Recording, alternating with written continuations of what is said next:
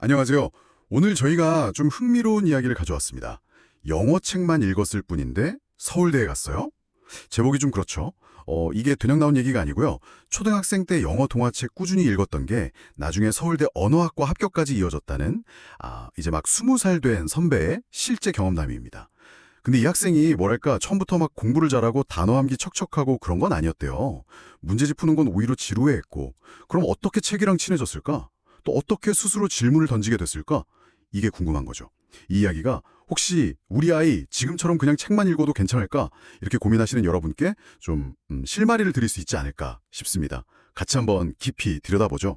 자, 이 학생도 처음엔 책 읽는 게 마냥 즐겁지만은 않았다고 해요. 뭐 바로 성적이 오르는 것도 아니고 하니까 좀 답답하기도 했겠죠.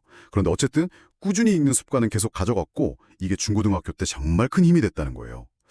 여기서 첫 번째 포인트를 좀 발견할 수 있을 것 같아요. 읽기 자체를 대하는 태도가 달라졌다는 거. 네, 맞습니다. 그 지점이 상당히 중요해요.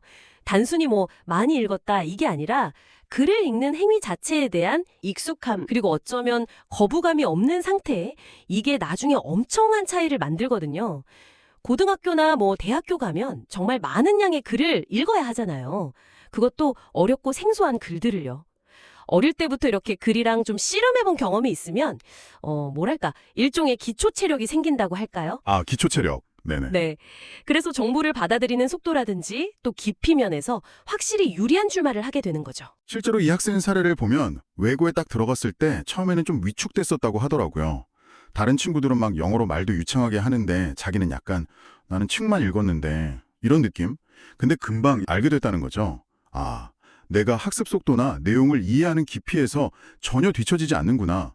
왜냐면 그 기본, 모든 공부의 기본인 읽기, 이게 몸에 배어 있었으니까요. 그리고 여기서 한 단계 더 나아간 게 중요해요. 그냥 읽기만 한 게 아니라 그게 바로 두 번째 핵심이죠. 질문하는 힘으로 이어진 거예요. 그렇습니다. 이게 진짜 중요한 포인트인데 제공된 자료에 보면 이 학생의 기록장 이야기가 나오잖아요. 독서 노트죠. 근데 그게 단순히 줄거리 요약하고 이런 수준이 아니에요. 보면 책이랑 계속 대화를 한 흔적이 있어요. 예를 들면 이건 무슨 말이지? 이 부분은 내용 이해가 잘 안 되는데? 이런 되게 솔직한 질문들이 막 적혀 있는 거죠.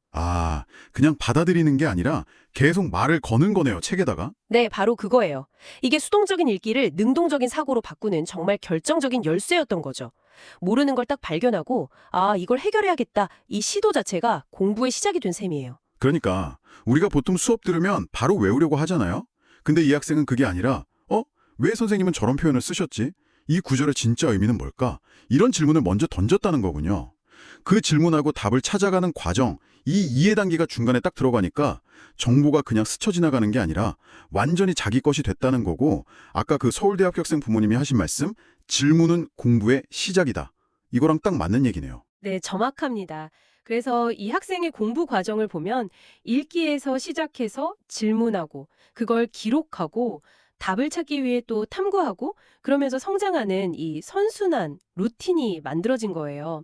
독서 노트는 그야말로 생각의 실험실이었던 거죠. 질문을 던지고 답을 찾아보고 또 새로운 질문을 만들고 처음에는 아마 다음엔 어떻게 될까? 어떤 책이 재밌을까? 이런 단순한 호기심이었을 수도 있어요. 근데 그걸 놓치지 않고 계속 기록하는 습관을 들인 게 나중에는 학문적인 질문으로까지 발전할 수 있는 토대가 된 겁니다. 듣고 보니 그러네요. 이런 질문하는 힘이 하루아침에 뚝딱 생기는 건 아니겠지만 시작이 중요하다는 생각이 드네요.